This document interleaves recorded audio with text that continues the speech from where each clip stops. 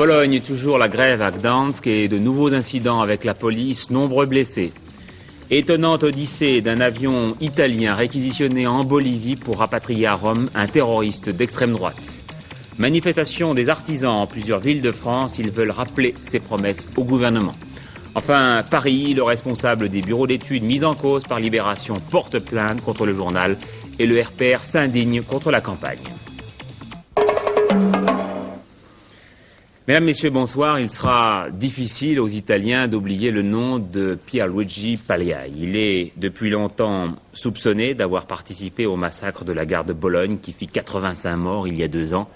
Depuis, il était en fuite.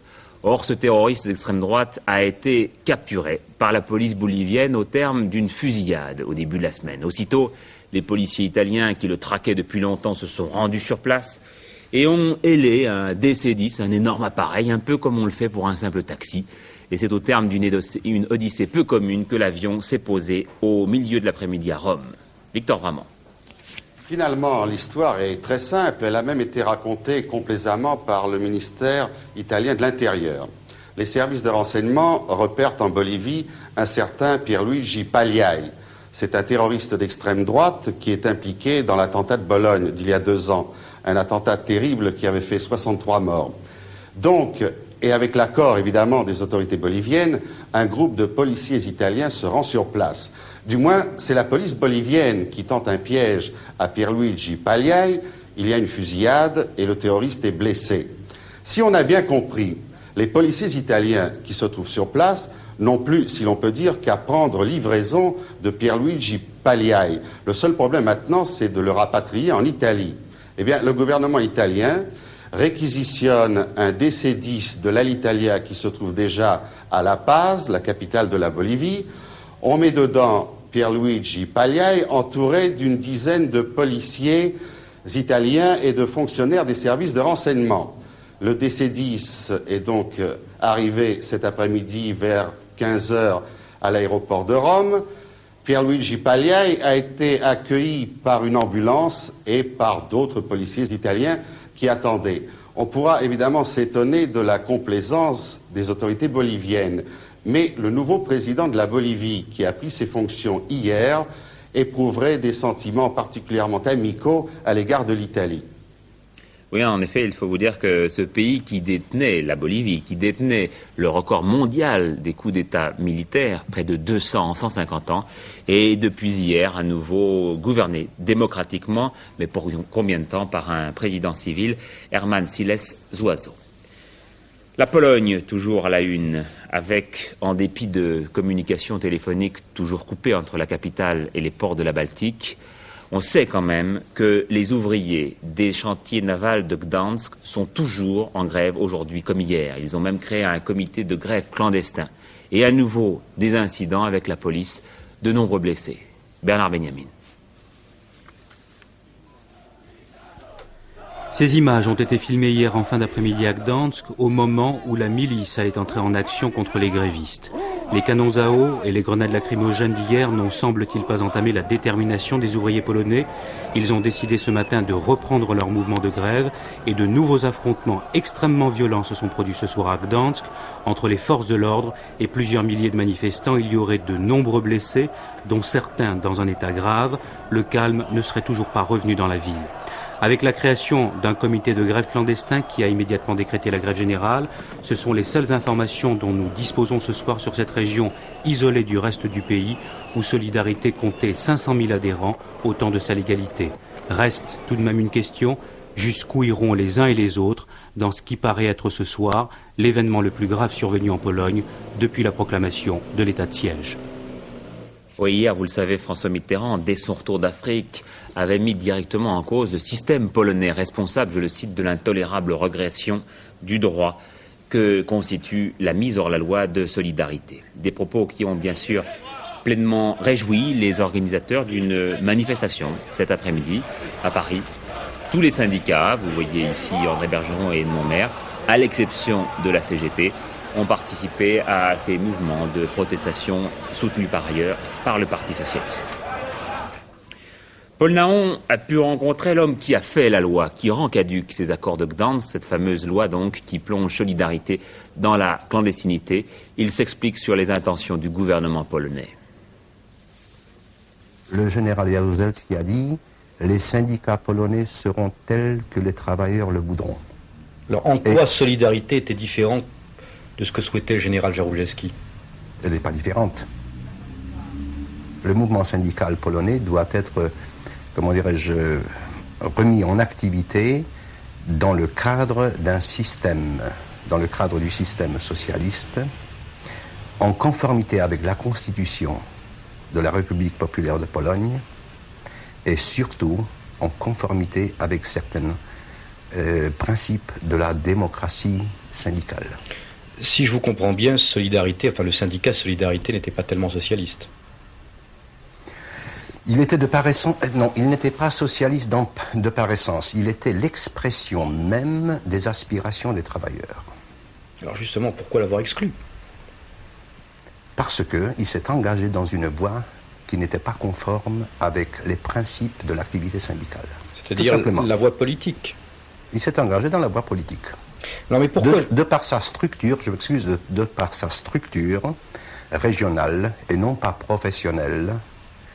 Et je dirais même, j'avancerai cette idée que disons le drame de Solidarité, je dis bien, je mesure les mots, le drame de Solidarité, c'est qu'il s'est engagé par ses experts, par des mauvais conseils, il s'est engagé sur une voie qui a abouti au 13 décembre.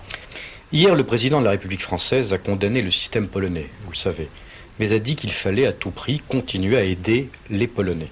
Alors, selon vous, quelle est aujourd'hui la meilleure façon d'aider la Pologne?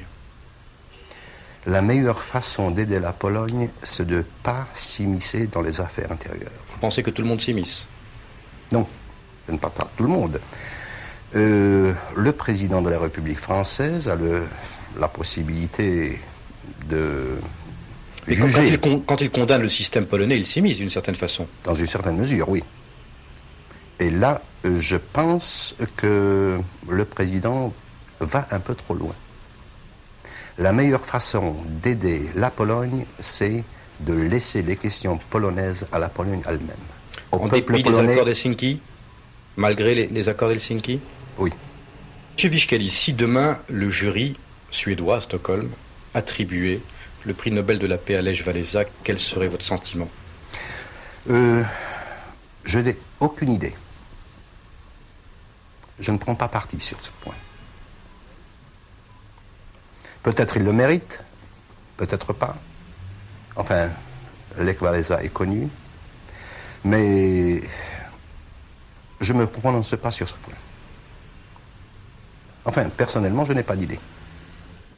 À l'instant, j'apprends que la télévision polonaise a confirmé les nouveaux affrontements à Gdansk et a fait état de 148 arrestations.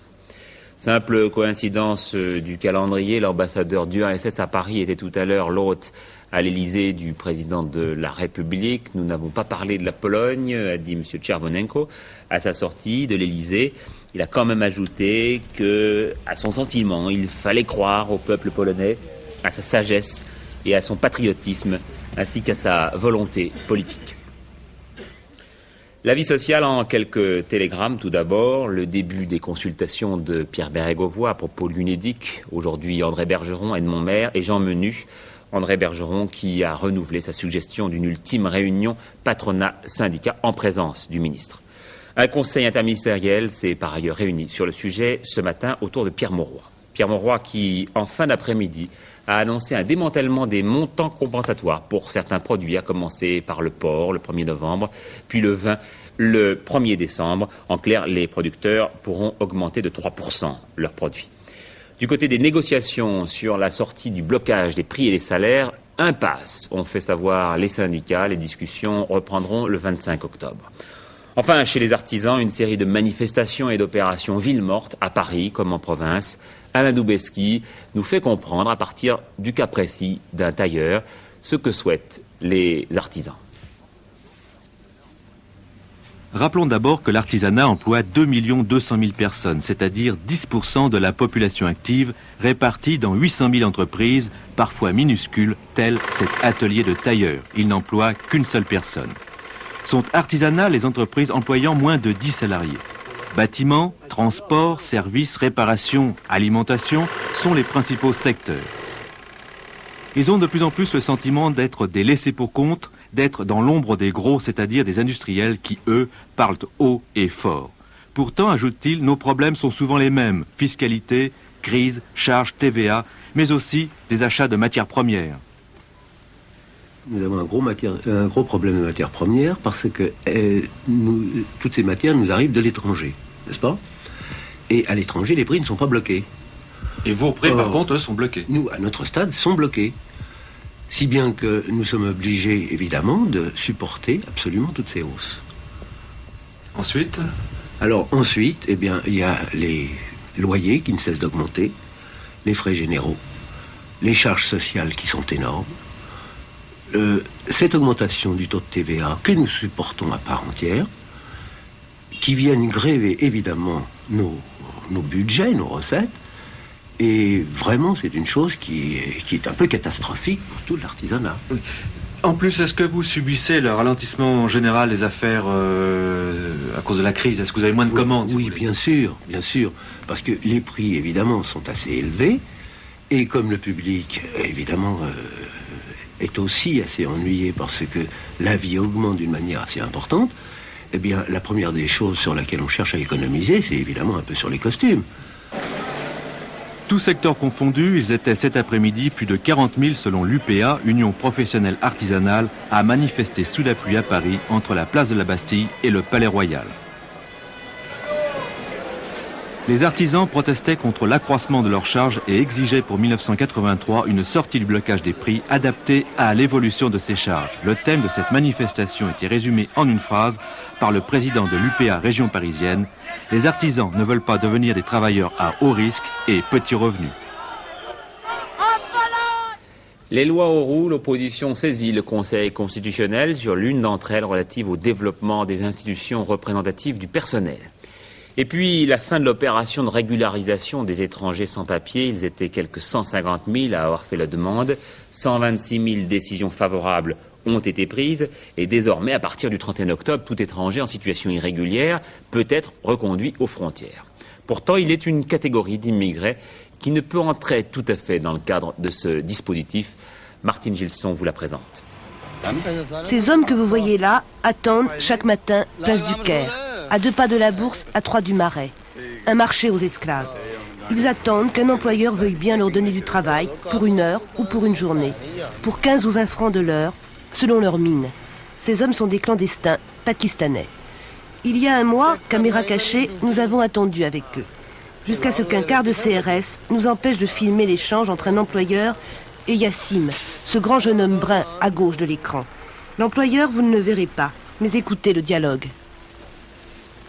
Bon, elle n'est pas là. Si vous avez besoin tout de suite, vous le prenez quelqu'un d'autre. Bah, dire à votre patron, allez, il n'est pas là, c'est tout.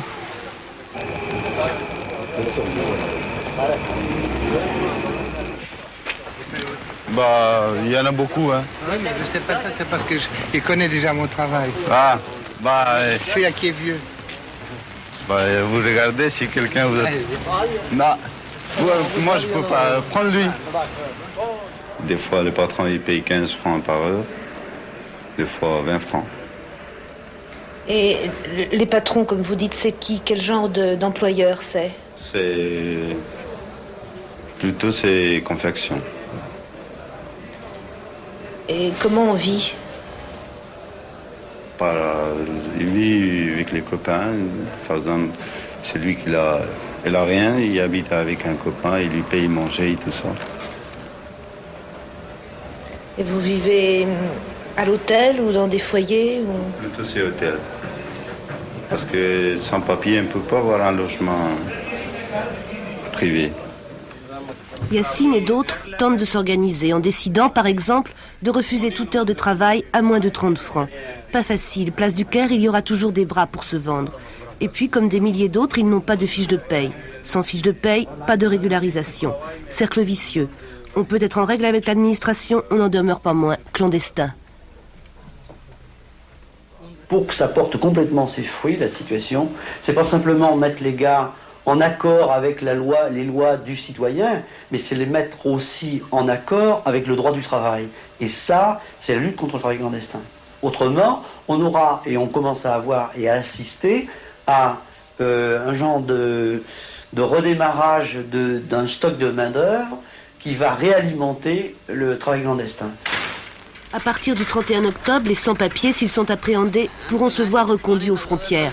Depuis janvier, 600 d'entre eux ont déjà pris le chemin du retour. Le groupe socialiste, pas d'accord avec le projet gouvernemental d'alignement des cotisations sociales des pré-retraités sur celles des salariés en activité. Les communistes, eux aussi, avaient fait connaître leur opposition. Peut-être un nouveau candidat à l'investiture des socialistes pour les municipales à Paris, Georges Sarr, pourrait bien annoncer sa candidature dans quelques minutes, en concurrence donc avec Paul Quilles, qui l'avait fait dimanche. Georges Sarr, qui estime que l'enquête sur l'affaire soulevée par Libération doit être confiée à une commission plus fiable et représentative. Bernard Ponce, lui, au nom du RPR, s'est indigné contre l'actuelle campagne qui va demain être relayée par le Canard enchaîné, qui publie un dossier sur les rapports entre la mairie de Paris et l'argent gabonais. Le numéro 2 du RPR a situé l'affaire à un autre niveau. Ce qui concerne la dégradation du débat politique, le Conseil politique du Rassemblement pour la République a pris acte de toutes les attaques qui ont été déclenchées contre le maire et l'ensemble des élus de Paris, d'abord par la loi qui voulait démanteler Paris, ensuite par un certain nombre d'affaires auxquelles les moyens audiovisuels ont donné un retentissement considérable. Le Conseil politique stigmatise ces attaques qui rappellent les attaques de certaines ligues fascistes à une mauvaise époque et qui voulaient porter atteinte au suffrage universel. Les responsables de Paris ont fait litière des accusations qui avaient été portées. Jacques Chirac, d'ailleurs, se propose demain de faire de nouvelles déclarations, mais le Conseil politique tient à rappeler que cette attitude qui est fréquente avant certaines campagnes électorales, on se rappelle des déclarations de M. Defer, qui avait été condamné pour diffamation avant les élections cantonales, que ces déclarations sont de nature à développer la haine sociale et à installer en France un climat politique absolument regrettable. Pendant ce temps, le responsable montré du doigt par Libération, Jean Chverdelin, à la tête du bureau d'études accusé par le journal d'avoir vendu à des organismes de HLM des rapports qualifiés de bidons, a décidé de porter plainte contre le quotidien. Un jour et demi après avoir été mis en cause par le quotidien Libération, Jean Chverdelin, 57 ans, responsable du CRESPU, l'un des bureaux d'études, a décidé de s'expliquer. Sans cacher sa nervosité, il a répondu fermement à chacune des accusations portées contre lui. Ce sont des calomnies qui ne tiennent pas debout et sur lesquelles je répondrai en son temps. Je vous ai déjà répondu là-dessus. Je crois que ce sujet demande à être dépassé. Je vous accuse même d'être un escroc. Oui, moi, je l'accuse d'être un mauvais journaliste, ou un journaliste malhonnête, ce qui est peut-être encore pire. Est-ce que, oui ou non, vous êtes sur la liste noire des banques? Écoutez, je vous ai montré mon carnet de chèques, vous l'avez photocopié. J'ai un compte chèque postal. Étant donné ce qui reste sur mon compte ce mois-ci, je ne vois pas l'intérêt d'ouvrir un compte bancaire pour avoir un autre chéquier qui m'encombre.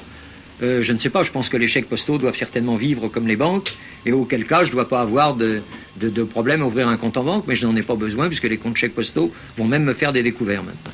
Est-ce que vous avez été condamné?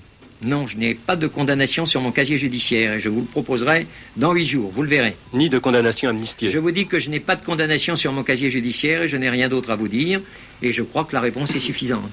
Est-ce que vous allez porter plainte contre Libération? Oui, là j'ai demandé que l'on m'indique un avocat spécialisé dans les procès en diffamation. Je vais lui apporter les journaux et ce qui a été dit dedans. Et dans la mesure où il me dira que je suis fondé et que je peux me défendre et prétendre réclamer des dommages et intérêts, il est évident que je le ferai. Et telles que sont les choses aujourd'hui, mais je peux me calmer demain, je ne demanderai certainement pas un franc symbolique.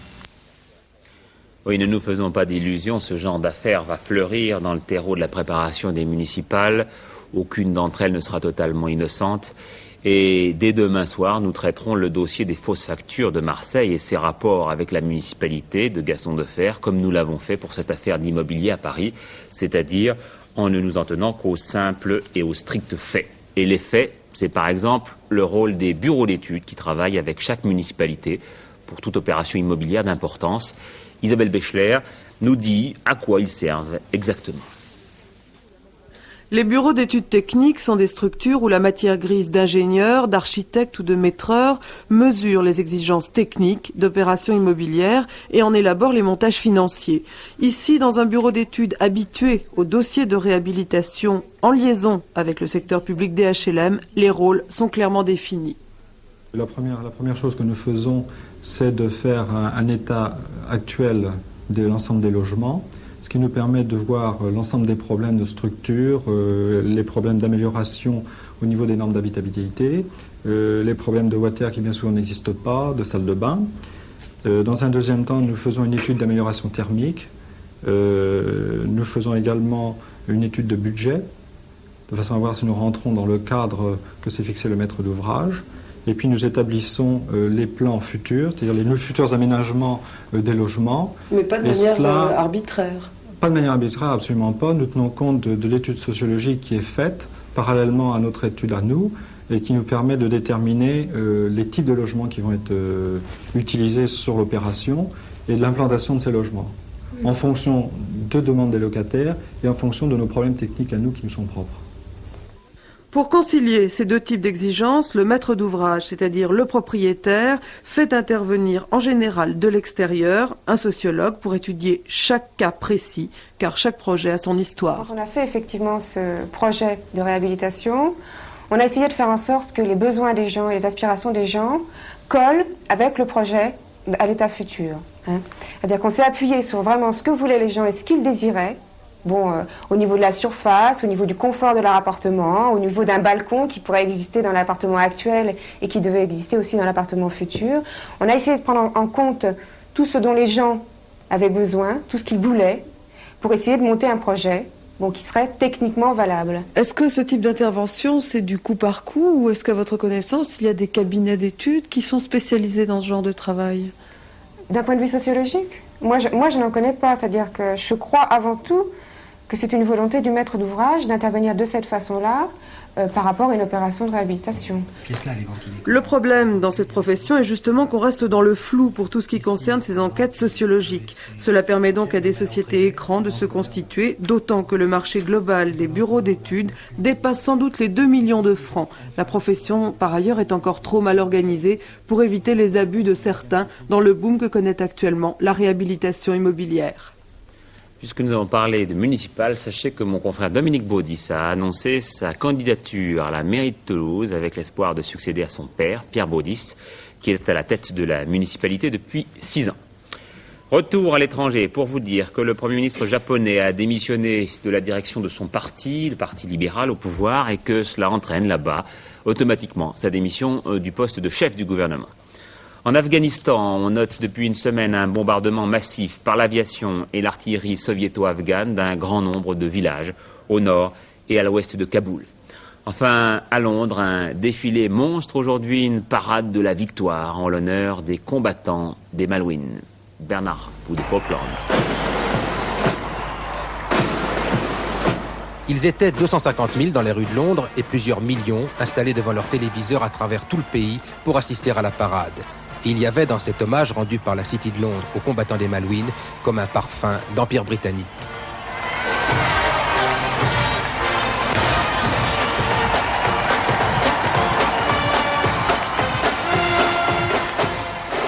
Les 1250 hommes qui ont défilé cet après-midi appartiennent aux unités qui se sont illustrées dans la campagne de l'Atlantique Sud.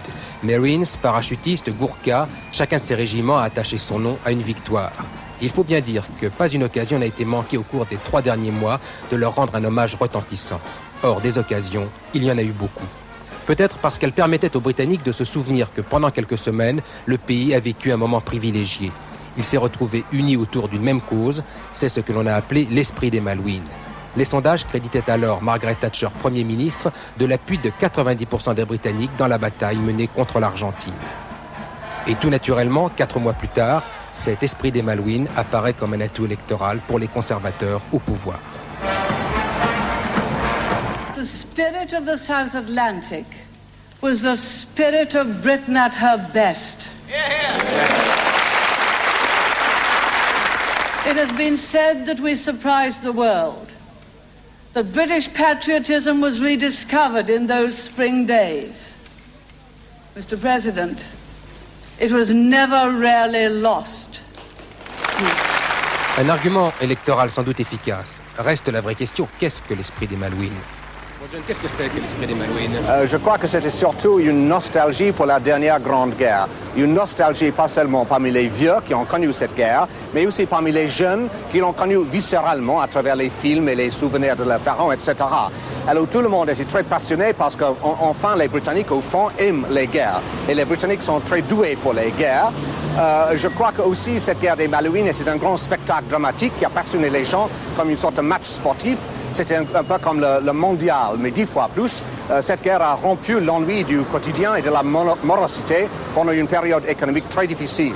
En plus, je crois qu'est-ce qui reste maintenant, 3-4 mois plus tard, je crois que ce qui est positif, c'est que cette guerre a redonné confiance en nous-mêmes, a fait remonter notre fierté nationale, a fait remonter notre amour propre qui était un peu en perte de vitesse avant les Malouines.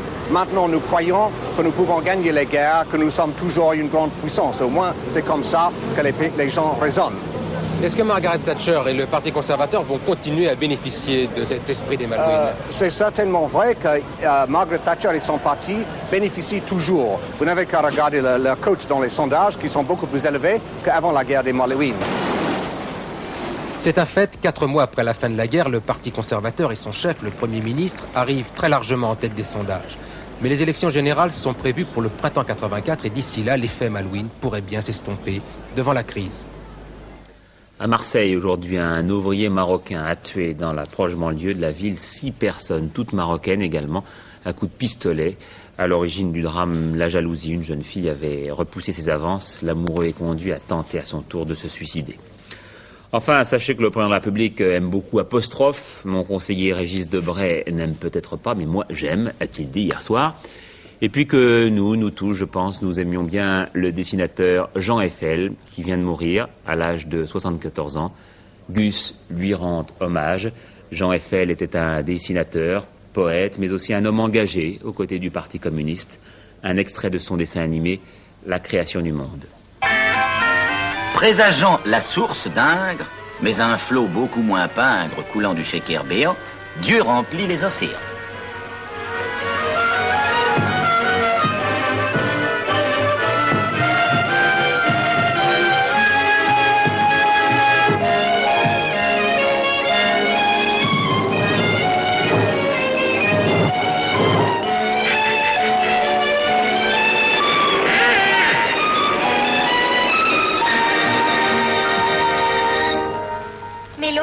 Attirant des larmes avec son bruit de sanglots, Dieu la parade à tel charme qu'on fait risette dans l'eau. La rivière transparente devint, pour ses riverains, la vitrine permanente d'un artiste sous-marin. Le temps pour vous de sourire, il aura peint son tableau. Et chacun depuis se mire au riant miroir de l'eau. Et d'un geste majuscule, on voit Dieu qui décapsule un geyser inaugural. Et les tréfonds éjaculent pour nos reins ou vésicules un premier jet minéral. Voilà, nous allons rester dans les nuages avec non pas Dieu le Père, mais un de ses disciples, Alain Gillot-Pétret, pour la météo de demain. Oui, disciple de Dieu le Père, oui, certainement, oui, absolument. Comme tout le monde, parce que les nuages, pardon, il y en a vraiment partout, on ne sait plus comment faire. Regardez la photo satellite de 14h30 que m'a donnée la météo nationale. Si ce n'est pas des nuages, ça, qu'est-ce que c'est? Je vous le demande. Il n'y en avait pas sur la Corse, très peu, et très peu sur les Alpes, mais ils sont arrivés. Puis alors voilà ce qui nous attend demain. On aura un bout de ceci ici, et un grand bout de cela là. En détail sur la carte maintenant, c'est assez simple. Le seul endroit où il y aura quelques rayons de soleil, c'est la Corse, mais ça se gâtera très vite parce que en fin de journée, il y aura des orages également sur la Côte d'Azur. Sur tout le reste de la France, des nuages avec beaucoup de pluie. Quelques petits rayons de soleil sur le nord-ouest, en alternance avec des giboulées et des averses, peut-être même de grêle. Et en plus de ça, il y aura des vents forts sur les côtes de l'Atlantique et de la Manche, et des vents assez forts même à l'intérieur du pays. C'est exactement ce type de temps que nous aurons jeudi, c'est-à-dire des giboulées, des orages, de la grêle, et encore du vent, et il fera nettement plus frais. En revanche, demain, il va faire faire plus chaud. Mais oui, c'est de l'air maritime, donc c'est de l'air beaucoup plus doux. Minimum 14 degrés à Lille, à Nancy, à Rouen, à Cherbourg, mais maximum 22 degrés, oui, Bastia, Ajaccio, Perpignan et Biarritz. Ça donne une moyenne nationale de 15-16 degrés. On retourne vers les normales, c'est pas trop tôt. Demain, c'est le mercredi 13 octobre, j'espère que vous n'êtes pas superstitieux. 4 minutes de soleil en plus, il paraît qu'hier j'ai dit en moins. Non, c'est en moins, voilà, je recommençais. C'est en moins, hier j'ai dit en plus. Donc 4 minutes de soleil en moins, levé 7h09, couché 18h05, et je retrouve mes esprits pour vous dire que c'est la Saint-Géraud, on dit aussi Gérald, et ça j'en suis sûr. Voilà, 23h15, j'en suis sûr. Moi aussi, Hervé Claude vous présentera le tout dernier journal. Bonsoir à tous, à demain 20h.